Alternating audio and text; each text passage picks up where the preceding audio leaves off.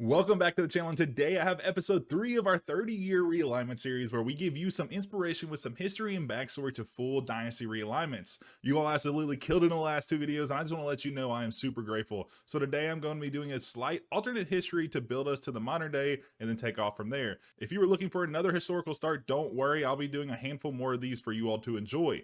If you haven't seen our last two versions of the 30-year realignment guide, go check those out. It should be pinned in the top right hand corner or in the playlist at the end of the video. One last thing, if you enjoyed today's video or may consider using it, drop a like and subscription below. This guide was the hardest to make since we had so much research to do and timekeeping, so it would be greatly appreciated if you did. It also helps grow the channel and is completely free to you. I appreciate you being here, and let's get into it. As always, I want to preface that realignments depend heavily on recent success, and that is why it is always so hard to predict future realignments. All these moves are merely suggestions to build a history so you can become more immersed in your dynasty. If team A stinks at the time of realignment, consider moving team B who is similar location and size or has a better resume at the time. As always, do whatever you think will give you the most enjoyment.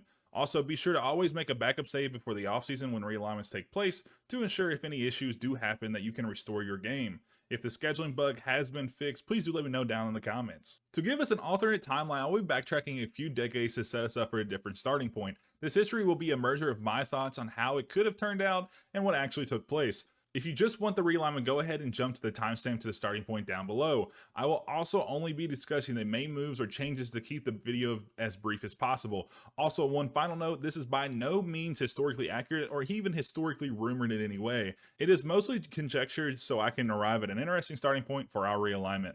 In our timeline, the early 90s turned out slightly different. Joe Paterno was coaching at Penn State and had envisioned a Northeastern league to compete with leagues like the Big Ten and the ACC. This time around, it came to fruition with the teams below. Along with this, we have Arkansas and South Carolina not joining the SEC in '92. Instead, they joined the Big 8 and ACC respectively. FSU also joined the ACC at this time. Similar to real life, 1996 saw the merger of the Big 8, now the Big 9 in our timeline, but without Texas and Texas A&M, who moved to the SEC a few years early. In the 2000s, we had minor movements in the creation of the Sun Belt, but in 2010, our timeline sees a merger of the ACC and the Eastern Conferences.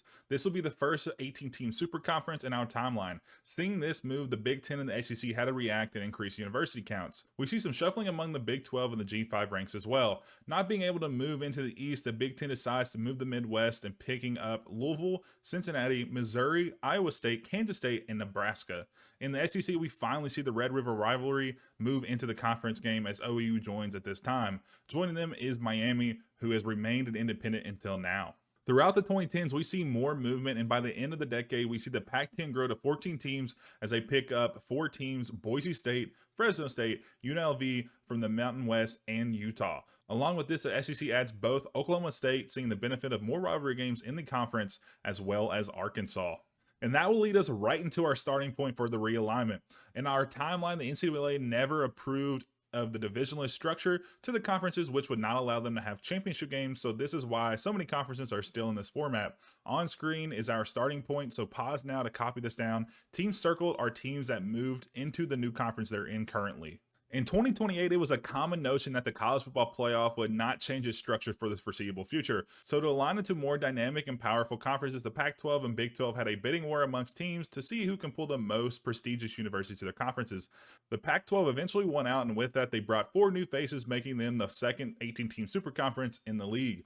The teams are BYU and Colorado from the Big 12, as well as San Jose State and Colorado State from the Mountain West. To keep at a 12-team minimum for divisions and conference championships, the Big 12 brought in App State and Marshall from the Sun Belt, while they moved Troy to the East Division to even out the divisions. After a pretty stable decade, there would be some significant shifts in college football landscape. After many years of prolonged success of the SEC, the conference stood atop the league as the clear best conference.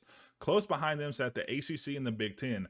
In 2036, the SEC felt as though it could and should acquire more premier brands to increase their spot as the premier brand of collegiate football. They extended invites to Florida State and Clemson. Along with this, the Big Ten makes an attempt to outpace the ACC by taking Kansas from the Big Ten and Notre Dame from independence. Along with this, the military universities are forced to go independent at this time due to some legalities with players being employed by the government and not exclusively student athletes. This forces the American to lose their conference title game and divisions. We also see the UTSA move to the Mountain West to replace the Air Force Academy at this time.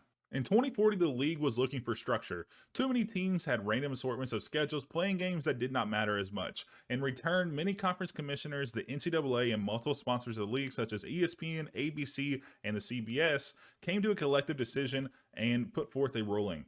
All conferences were limited to 14-team maximum and needed to complete at least 9-game conference schedule to be eligible to compete in the college football playoff, except for independence teams. Along with this, the league would do away with divisional structure in the conferences. These changes were to take effect in 2042. So in that offseason, we see massive changes to the alignment of the league. After the 2040 season, it was a wild goose chase on who would go where. But in the final months before the deadline, this is where things sat. Since this is such a massive overhaul, I'll be posting the moves down below, but I'll only talk over a few of them.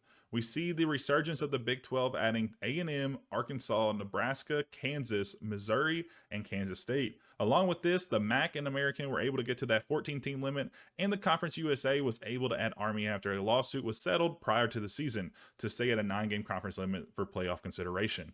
In the late 2040s, there was a significant push by smaller universities and fans of teams to get more aligned with regionality. For the most part, the Power Five has settled into their own areas. To do this, the Group of Five broke out into a new arrangement. To achieve this, we will move UConn and UMass to the independents. This was a result of being so out of the way for mostly other Southern conferences and no room in the MAC or the ACC. Next, Air Force will be returning to the Mountain West after a decade-long hiatus, as well as Navy returning to the American.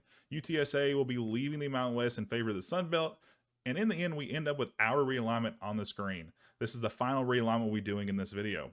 And with that, we have come to an end, but before you go, leave a comment down below on what you think of the video. This is our first alternate history version I have done, and I would love your feedback. I hope you enjoyed, and if you did, please drop a like and subscription below. It would be greatly appreciated. And that is it for this one. I'm glad you tuned in, and I'll see you in the next one.